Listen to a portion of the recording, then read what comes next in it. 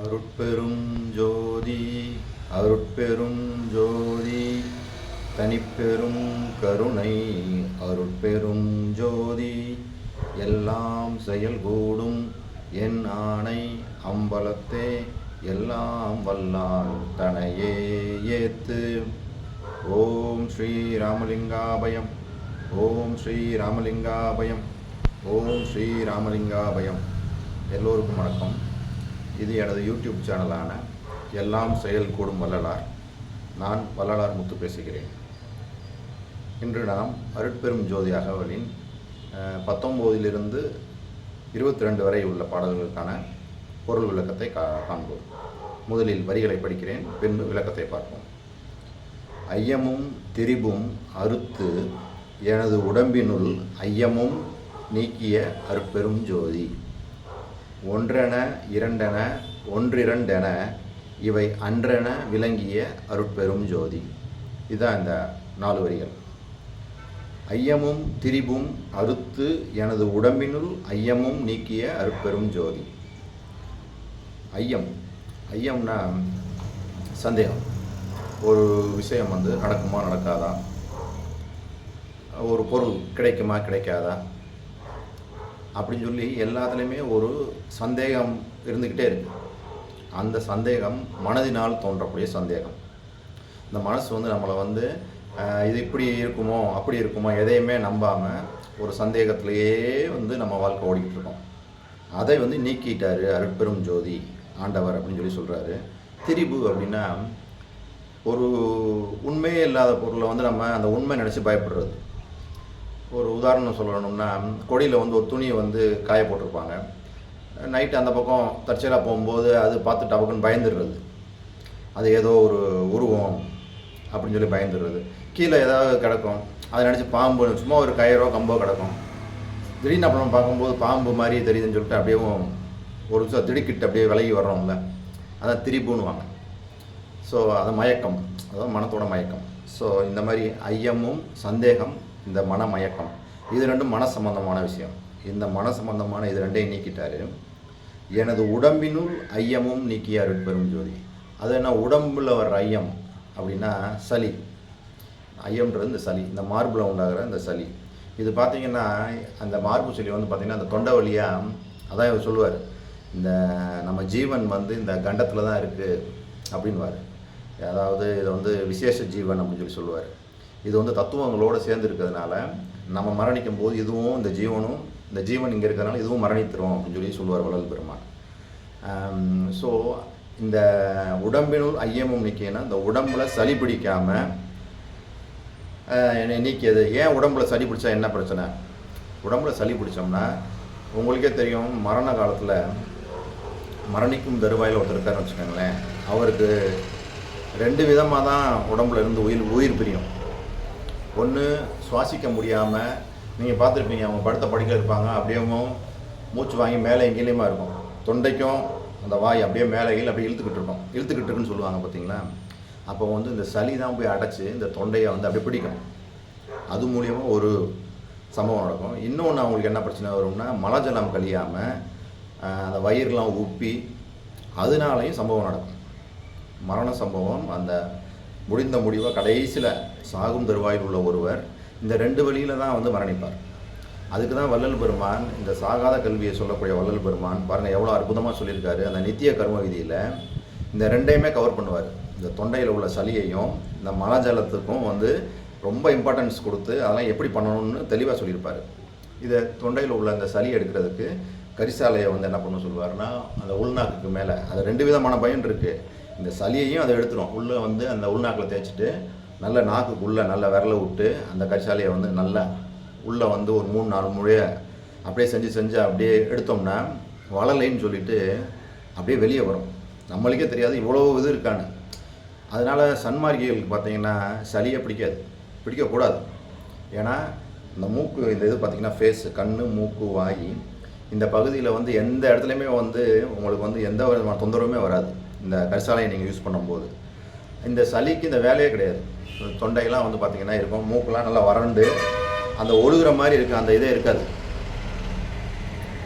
அதனால் அவர் வந்து அதுக்கு தான் சிறப்பாக வந்து அவர் என்ன சொல்கிறாருன்னா கரிசாலையினால் தந்த சுத்தி செய்யணும் அப்படின்வார். அந்த விரலை வச்சு இது பண்ணி அந்த வள்ளலை எடுத்துடணும். இதுக்கு இன்னொரு கரிசாலையோட இது வந்து அந்த உள்நாக்கிலேருந்து அந்த அமிர்தம் விடுறதுக்கும் உங்களுக்கு வந்து வழி செய்யும், சுத்த உஷ்ணத்தையும் அது கொடுக்கும்.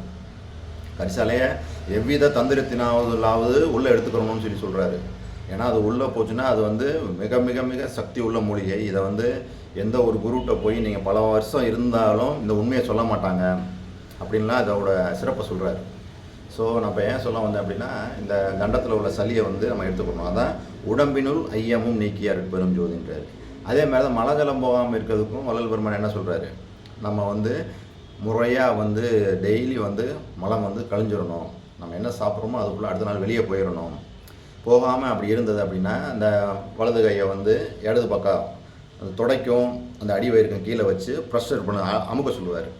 அப்படின்னா மலம் கழிஞ்சிரும். அதே மாதிரி இடது கையை அப்படி வச்சுருந்து வலது பக்கம் வச்சு அந்த துடைக்கும் அடி வயிறுக்கும் கீழே வச்சு ஒரு ப்ரெஷர் கொடுத்தோம்னா மலம், அதாவது சிறுநீர் அது கழிஞ்சிரும் அப்படின்றாரு.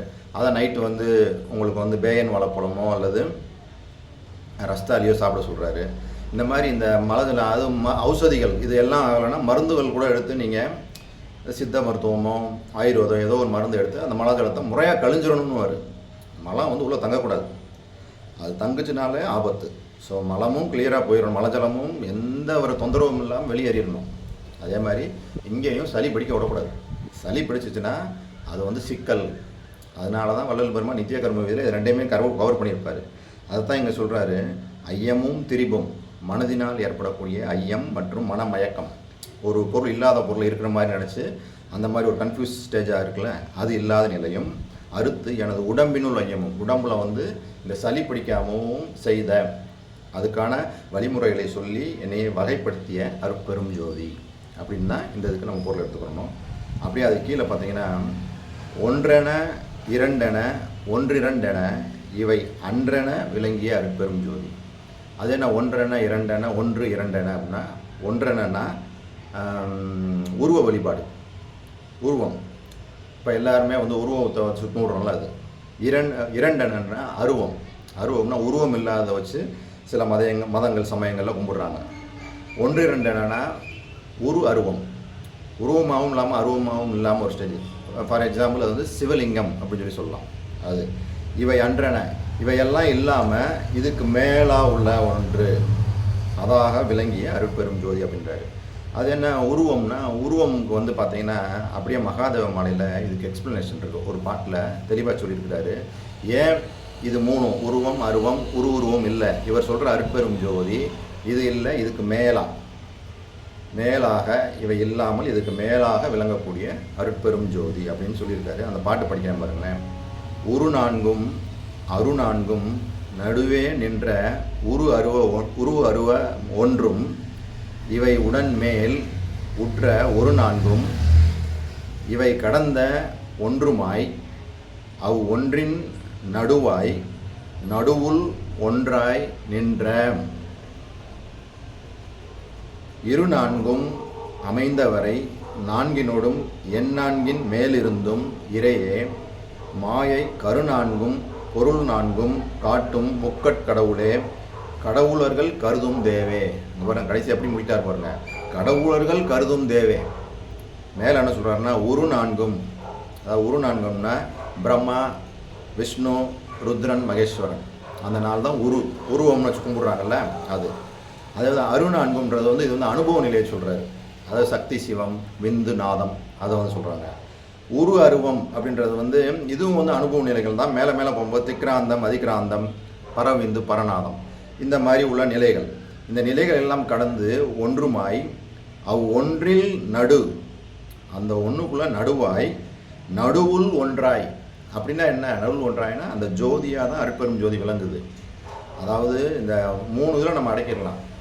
இந்த சமயம் மதங்கள் எல்லாம் எப்படிலாம் கும்பிடுறாங்கன்னா, ஒன்று உருவமாக வச்சு கும்பிடுவாங்க, இல்லைன்னா உருவமே இல்லாத வச்சு உருவம் இல்லை அப்படின்னு சொல்லி மனசுக்குள்ளே அப்படி தியானிக்க சொல்லுவாங்க. அது மாதிரி ஒரு சமய மத மார்க்கங்கள் இருக்குது. அருவமாகவும் வச்சு கும்பிட்றாங்க, லிங்கம் இது மாதிரி. இந்த மூணில் தான் வழிபாடுகள் இருக்குது. வள்ளல் பெருமான் என்ன சொல்கிறாருன்னா இது மூணும் இல்லை, இது மூணும் இல்லாமல் அந்த அருட்பெரும் ஜோதியாக இருக்கிறது வந்து அதான் பாருங்கள், மேல் உற்ற ஒரு நான்கும் இவை கடந்த ஒன்றுமாய் ஒன்றில் நடுவுள் ஒன்றாய் நின்றே அப்படின்னு சொல்லி இந்த இடத்துல தெளிவாக அந்த டெஃபினிஷன் கொடுக்குறாரு. அப்போ இதுலேருந்து நம்ம என்ன தெரிஞ்சுக்கணும் அப்படின்னோம்னா, நம்ம இப்போ உருவமாகவோ அருவுருவமாகவோ உள்ள அந்த வழிபாடுகளுக்கு மேலே இவர் சொல்கிற அருட்பெரும் ஜோதி அப்படின்றது வந்து அதற்கு மேலாக அன்றனன்றார். இவை அன்றன விளங்கிய அருட்பெருஞ்சோதி. அதற்கு மேலாக ஒளியாக, அதான் சொல்கிறாங்க சிற்சபையில் ஒளியாக அருட்பெருஞ்சோதி நம்ம என்ன பண்ணணும், ஒளியாக தான் பார்க்க முடியும். அதுதான் அந்த உணர்வு நிலைக்கு போகிறது தான் நம்ம எவ்வளோ பாடல்கள் நம்ம படிச்சுட்டு வரோம். நான் போனதில் ஞானசரியிலேருந்து எல்லா பாடல்கள்லேயும் அவர் அதான் சொல்லிட்டு வர்றார். நம்ம வந்து எப்பயுமே புருவ மத்தியிலேருந்து மனசை வச்சுக்கிட்டே இருக்கணும். உள்முகமாக உணர்வு நுட்பமாகி உள்முகமாக பயணித்து அந்த அருட்பெரும் ஜோதி ஆண்டவரை உள்ளே பார்க்கணும் அப்படின்னு தான் அவர் நம்ம எல்லா இதையுமே சொல்லிட்டு வர்றார். இப்போ நான் சொல்லியிருக்க இந்த விஷயம் உங்களுக்கு புரிஞ்சுக்கணும்னு நினைக்கிறேன். ஒன்றென இரண்டென ஒன்றிரண்டு என இவை அன்றென விளங்கிய அருட்பெரும் ஜோதி. இவையெல்லாம் இல்லை. இவை இல்லாமல் அதற்கு மேலான நிலையாகிய எல்லாவற்றிற்கும் மேலாக இருக்கக்கூடிய அந்த ஒப்பற்ற உயர்வான அருட்பெரும் ஜோதி அப்படின்னு சொல்லி சொல்கிறாரு. இதுவரைக்கும் பொறுமை காத்து எனது இந்த வீடியோவை பார்த்தவங்களுக்கு கோடான கோடி நமஸ்காரங்களும் நன்றிகளும். மீண்டும் அடுத்த வீடியோவில் சந்திப்போம். அருட்பெரும் ஜோதி, அருட்பெரும் ஜோதி, தனிப்பெரும் கருணை, அருட்பெரும் ஜோதி.